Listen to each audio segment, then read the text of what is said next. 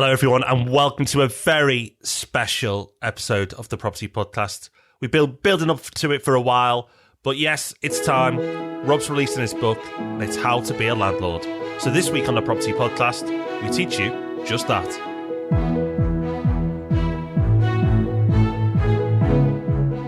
Yes, we do. Thank you for joining us for episode 215 of the Property Podcast, which will not just be an extended monologue about my book. There'll be loads to learn in here as well, sharing loads of property management tricks that are taken from the book, but also that we've learned from Yellow and from our own portfolios. So it's going to be another of those intense note-taking episodes if we do our job right. Before we get into all that, though, a quick note that meetups are taking place next week. Yes, it's come round again. How did that happen? It's the first Thursday of the month. That means that we've got 40-odd meetups all around the UK and beyond. You should really go to one. If you haven't been to a meetup yet, make this your month. No excuses. It's nice and light in the evenings now. No reason not to get out and meet lots of other property-loving folk. Just go to thepropertyhub.net/meetups. You can see all of them on there. You can book your place. It's free. What more do we need to say to persuade you? Not a lot, hopefully. However, you may need to be persuaded to go back to the polling booths. Yes, in between our last episode and this episode, Theresa May's decided we need another election. Hooray! I hear you not shouting. But we have one. So, Rob, it's going to be all about property. Well, I quite like the concept of another election. I feel like it keeps them out of trouble, gives them something to do. If all we could do with like referendums and elections, then maybe we wouldn't have time to do anything damaging. So bring it on, I say. What does this mean? Well, it's interesting because I guess it means nothing much is going to be happening anytime soon in terms of property or anything else because everyone's going to be busy focusing on that and then all the negotiations and so on.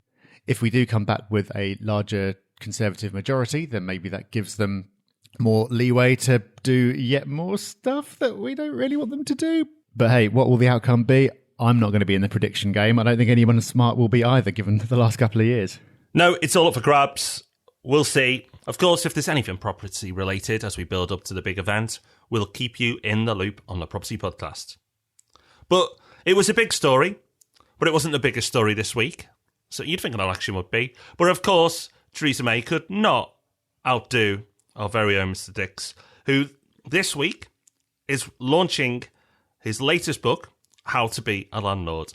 And I'm really, as I touched on this last week, really excited about this book because I feel it's the one that was missing.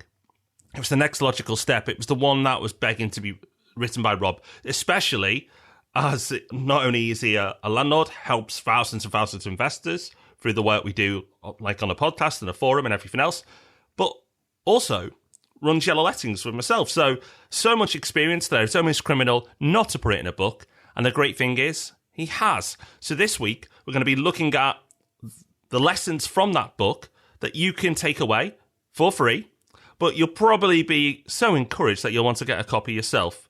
But Rob, before we get into this week's topic, pressure off now? You feeling pretty smug? You feeling pretty happy with yourself? It's all done and dusted and you can start sleeping again? Well, hopefully so. We're recording this in advance. This will come out the day after the book launch. So hopefully I've had a good night's sleep and I'm feeling great. Unless loads of terrible reviews have come in and I'm up just like throwing things at my computer and screaming. But it should be good. It definitely feels good to have it written. And I agree that it feels like it's a book that needed to be written. There are so many landlords I know, even friends of mine, you would have thought they would know better than to do this and get lectured by me, who are letting properties, not doing it properly, storing up problems for themselves, making their lives difficult. And even if you're using a letting agent, I really think it's important to educate yourself about the basics. You don't necessarily need to know every last little detail, but you should know about what your agent is doing. Property is not the kind of investment where you can just kind of buy it and forget about it, abdicate all responsibility. You need to know what's going on. And I know it's not the most exciting thing in the world. It's not as exciting as going out and like planning your empire and building that portfolio. So that's why I tried to bring it all together and make it as entertaining and straightforward as possible. So if you would like to pick up a copy of the book, you'll find a link to it and you'll find links to everything else we talk about in today's show notes, which are at thepropertyhub.net/how-to-be-a-landlord. And in this episode, we're going to be focusing on one section of the book, which is about property management. So if you do self-manage, how do you be a landlord? How do you manage the property? How do you, more importantly, make it easier? How do you use those little tricks and processes to give yourself an easier time and to give your tenants a better experience? That's what we're going to talk about. Okay, so first up, communicating with tenants. So we talked last week about how to set the property up.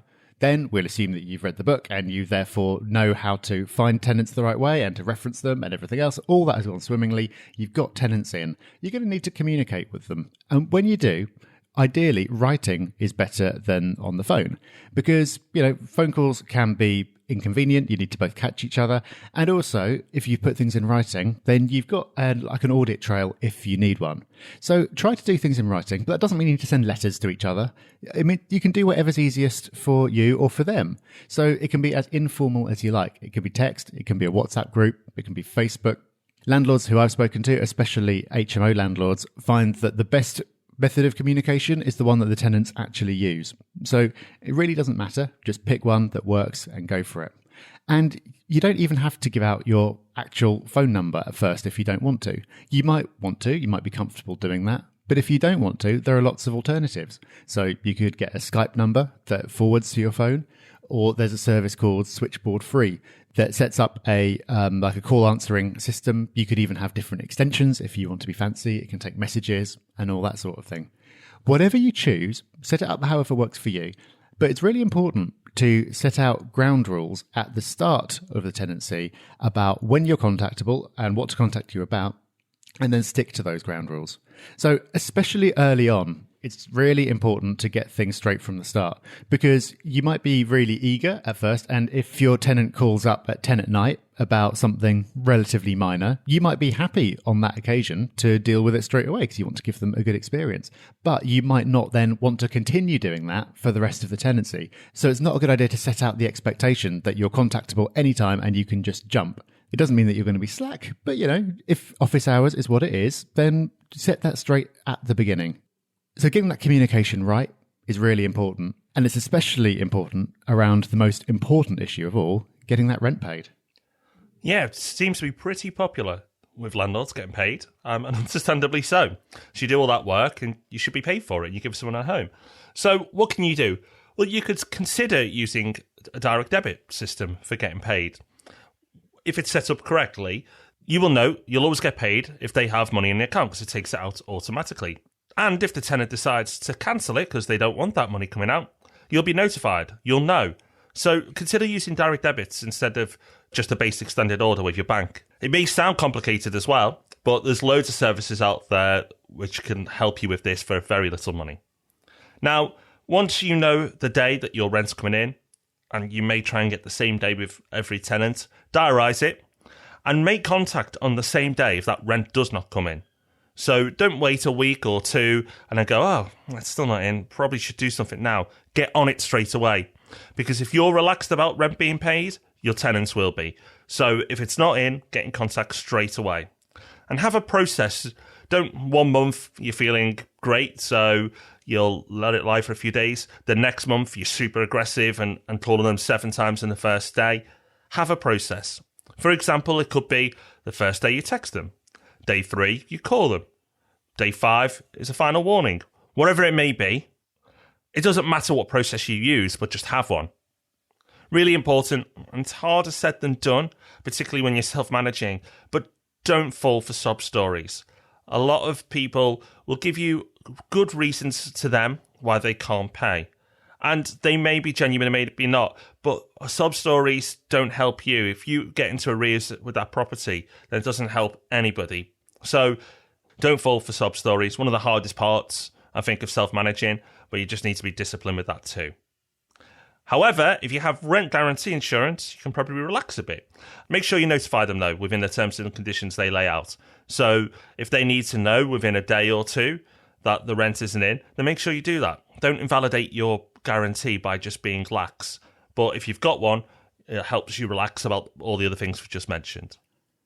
Yeah, absolutely. So you hope that you won't need to do too much chasing of the rent and it will just come in. You also hope that you won't have any emergencies to deal with. But chances are, if you self-manage for long enough or you have enough properties, then you will have some kind of emergency cropping up. First, though, really important to define what an emergency is. So An emergency, as I consider it, is something that poses immediate risk to the health of the occupants or to the structure of the property. So if the property's on fire, yes, it's an emergency. If there's water coursing through the ceiling, it is. If it's freezing cold and the heating packs in, then maybe it is. It possibly depends on the occupants as to whether it can wait till the next day or not. But get clear about what an emergency is. So when tenants move in, ideally provide them with written instructions about what to do in different types of emergency. Because often calling you isn't the best thing to do. So if the property's on fire, clearly calling you to report it isn't a smart idea. If they smell gas, then there is a national number and someone will come out in 2 hours to investigate. Calling you in that situation probably isn't the best thing to do because what are you going to do about it? If there's a major leak, maybe you are the best person to call, but ideally you've found a plumber who offers a 24-hour service and they can call that plumber and sort it out directly.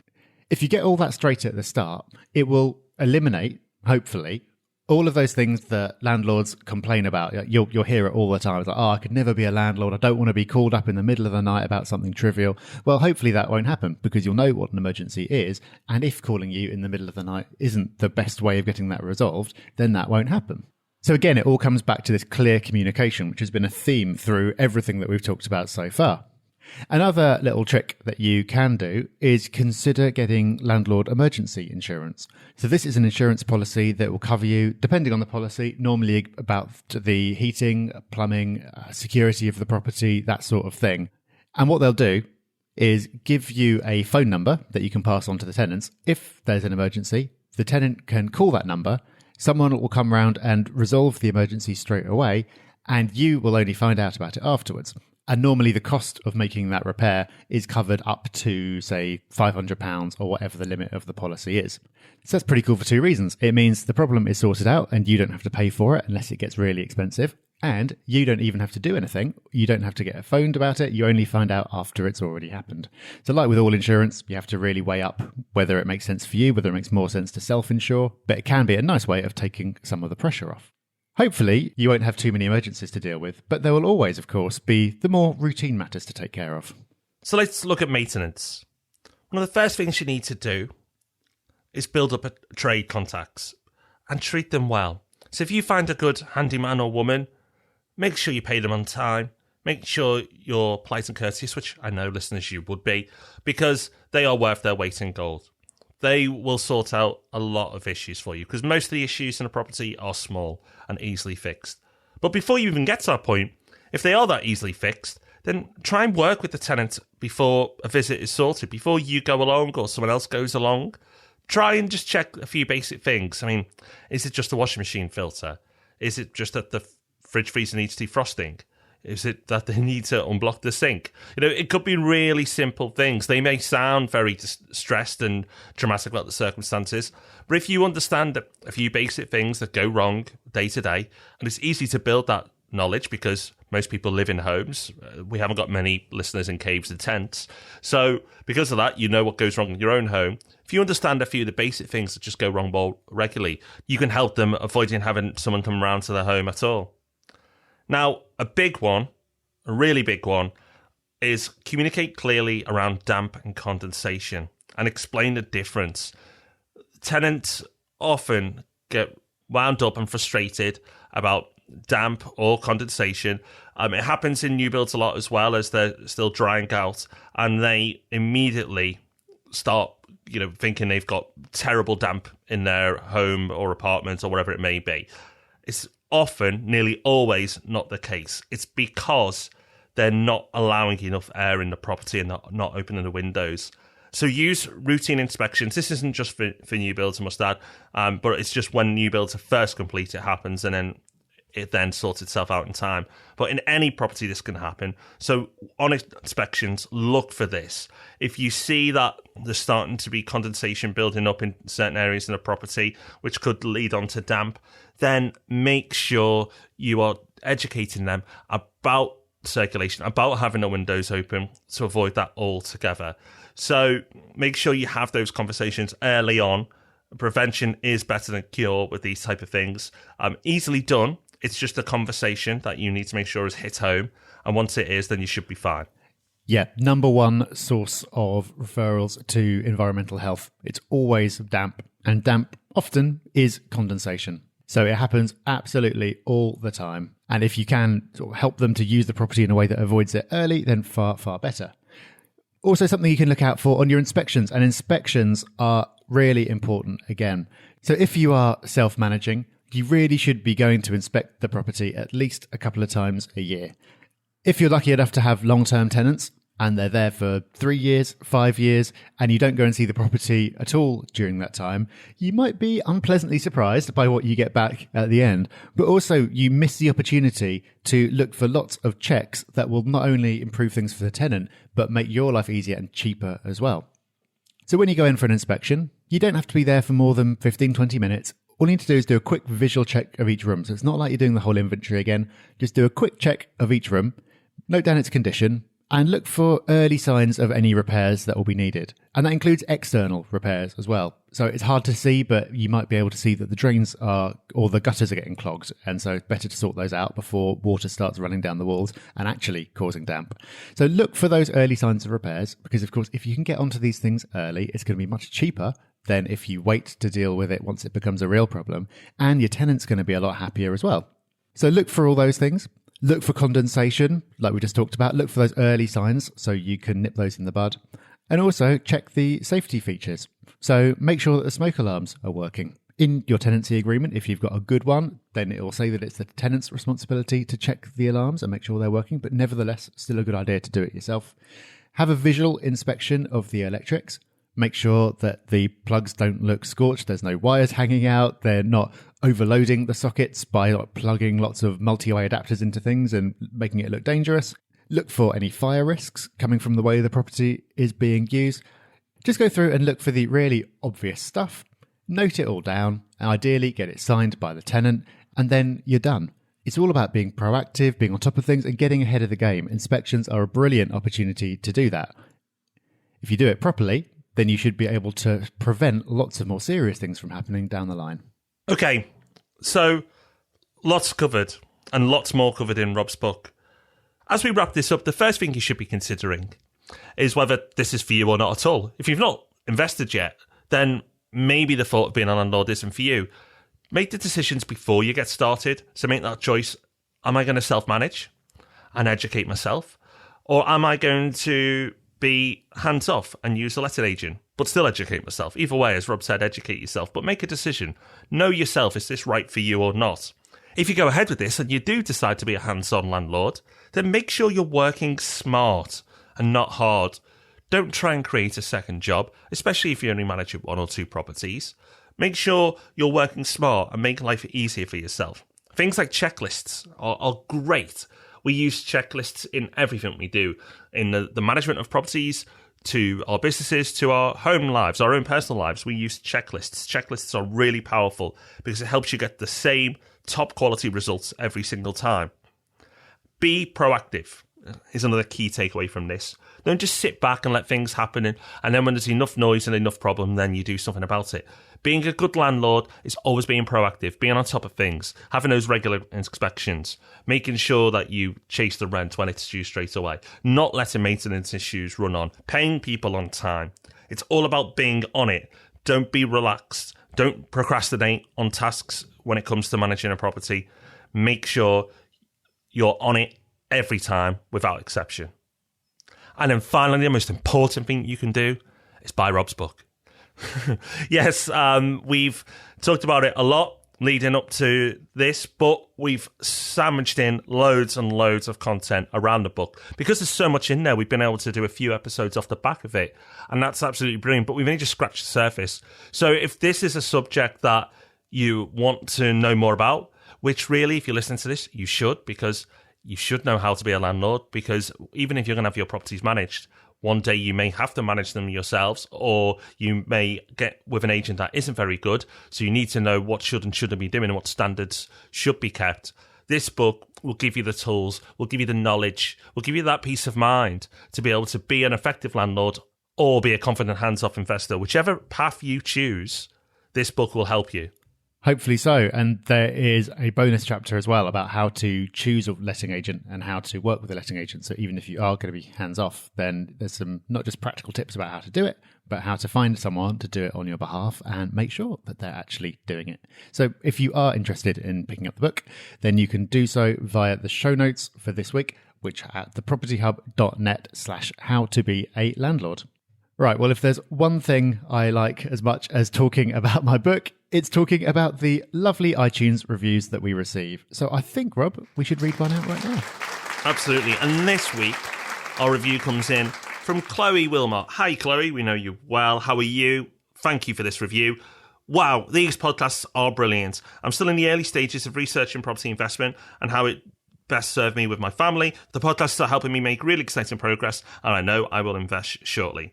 I found the content liberating, and I've reawakened my interest in the broader business topics, skills, and learning.